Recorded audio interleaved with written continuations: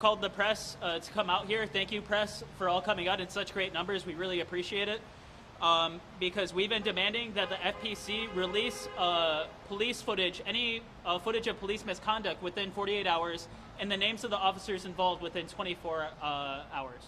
So I'm going to read off this joint statement that's been signed by our organization, the Milwaukee Alliance, as well as Black leaders organizing for communities, Students for a Democratic Society, and Community Task Force. Today you'll be hearing from the Milwaukee Alliance. You're already hearing from me. You're going to be hearing from Bloc, as well as SDS, Students for a Democratic Society. So here's our statement. Milwaukee demands change in FPC policy. Milwaukee community organizations are joining the Milwaukee Alliance Against Racist and Political Repression in demanding that the Fire and Police Commission, the FPC, create the following policy. Policy that guarantees footage of police misconduct will be released within 48 hours. A policy that ensures the names of the officers involved in the cases of misconduct to be released within 24 hours. This demand comes from 4 families that lost their loved ones to MPD's killing spree in 2021. MPD killed 4 different people in the span of a few months, and 3 of these people being killed within the span of 2 weeks. Since similar policies have already been adopted by other cities, these demands are more than reasonable. The FPC has an opportunity to design policy that can help hold the police accountable. In our conversations with the commissioners, we've noticed that the FPC gets something done when they really want to, and they get it done quickly. This has not been done quickly. As there will be new leadership coming to Milwaukee, specifically through filling the mayor's seat, there can also be change in the commissioners that are appointed to the Milwaukee FPC. Milwaukee community organizations demand that whoever is elected into the mayor's seat will be consulting directly with grassroots organizations that fight against police crimes to appoint appropriate community members to the FPC. The FPC cannot be seen as an entity that fights against police when the police still have so much say in what they can or can't do. And that's the end of this joint statement. Again, that's signed by Bloc, SDS, and Community Task Force. So I'm going to be calling up one of these organizations that supported this statement first. I'm going to be calling up Angela Lang with Bloc. Thank you.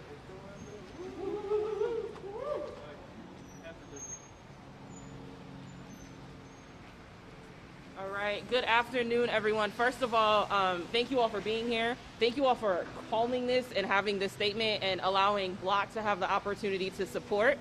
Again, my name is Angela Lang, and I serve as the Executive Director of Bloc, Black Leaders Organizing for Communities. And quite frankly, when we were asked to sign on to this, we thought it was a no-brainer. We understand the challenges that we have constantly seen with the Milwaukee Police Department in this city. I'm a lifelong Milwaukeean. I'm born and raised. Never have lived anywhere else. And at this point, it is intentional because of how much love I have for the city.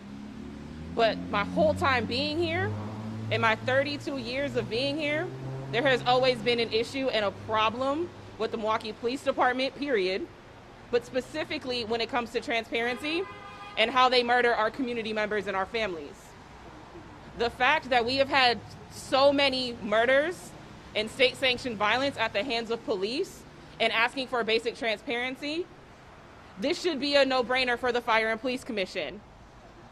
Everyone wants to continue to repair this relationship between the police department and the community. It starts with transparency.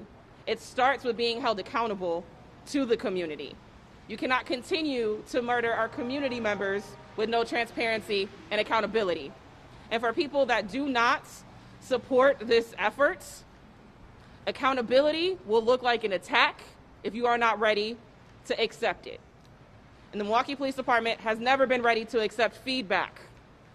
They always want to continue propaganda and how they try to make sure that they are painted as the good guys while they continue to murder our family members and our community members. There was just a death at District 5. Our city continues to be rocked and plagued by misconduct from law enforcement. And using misconduct even as a word is grossly underrated for what the Milwaukee Police Department continues to do. Surveil, harass, intimidate, and murder our communities.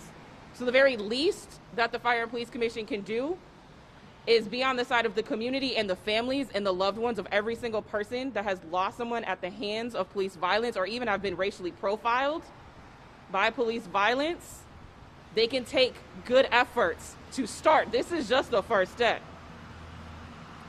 For true accountability, we need full transparency. And so Bloc is happy to continue to stand with the organizations and families and continue to push to make sure that we are pushing for as much transparency and accountability as possible. Thank you.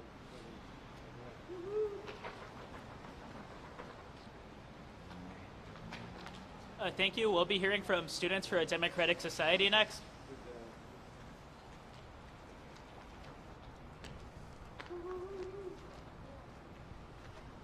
Hello, I'm with Students for a Democratic Society at UW Milwaukee. Our hearts go out to the families affected by these police killings and police crimes.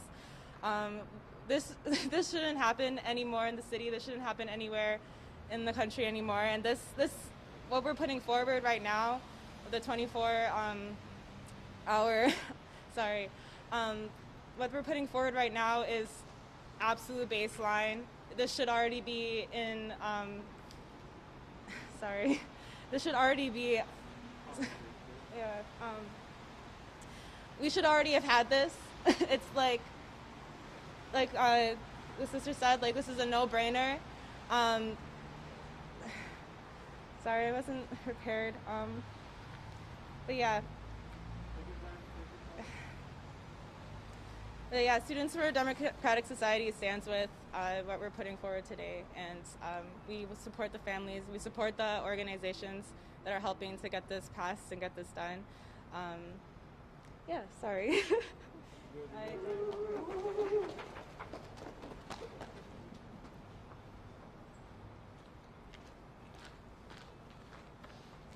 So just some closing thoughts and some context for this fight that we've been waging since the killing of Roberto Zielinski back in May of 2021. We've been in conversations with the FPC. We've been in conversations with different organizations to put pressure on mayoral candidates in order to get the right people on the FPC, because it's clear that they're not acting on this too quickly. In our conversations with some of the commissioners, their plan is to let the police write their own policy around this. And so there's really no point in having an FPC if we're just going to have police lead the charge. They say that they're a body for accountability. They're a body to hold the police accountable.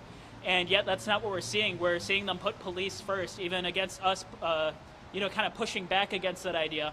It's been a good month since our conversation with some of the commissioners on getting this accomplished. And they said that they're going to try and get this policy out to us as soon as they get it back from the police.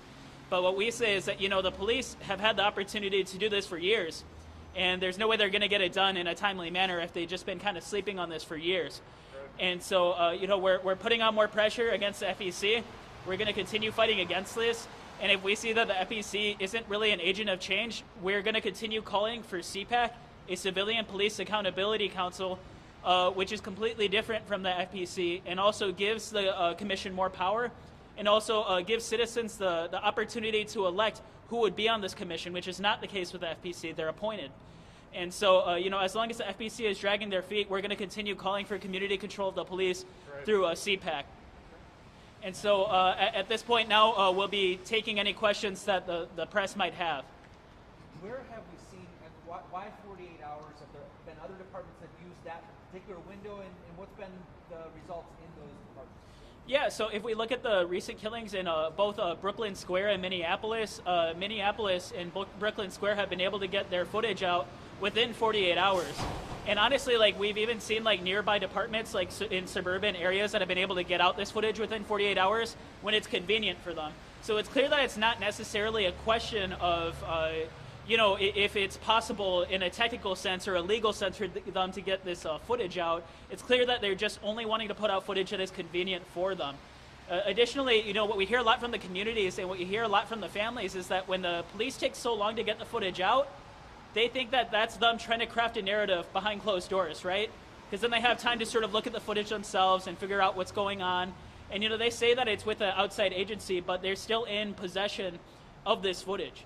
And so, again, like, you know, we've seen it even happen in our own state. There's no reason why the Milwaukee Police Department shouldn't be able to get this out within 48 hours, especially names of officers. That's the bare minimum.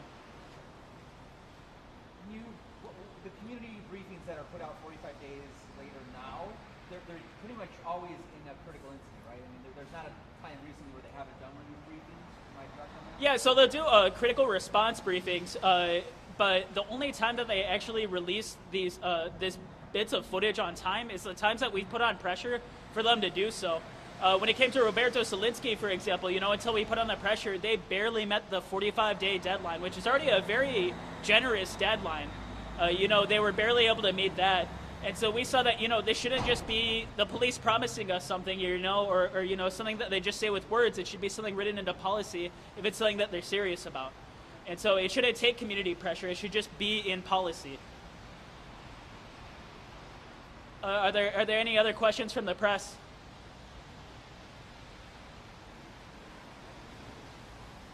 Okay, thank you, everyone. You know, again, you all showed out in numbers. It's greatly appreciated. If you have any questions, I handed all of you a sheet that has our contact info in the top right corner. It's just MilwaukeeAlliance@gmail.com. So if there's anything that you feel like you missed or anything that you want to expand on, we're very available. Thank you for coming out. Oh, yes, thank you for the, yeah. So, you know, as we know, probably at least, in District 5, there was somebody, a 20-year-old man that died in custody of District 5. The family, as well as Tory Lowe, are going to be hosting a press conference at 4:30 at District 5. Again, that's going to be at 4:30 at District 5. We're going to be hearing from the family, you know, that recently lost a loved one to what is likely police violence. And so if you all could show up to that, that would be greatly appreciated. We'll be posting about it on our Facebook page. Thank you.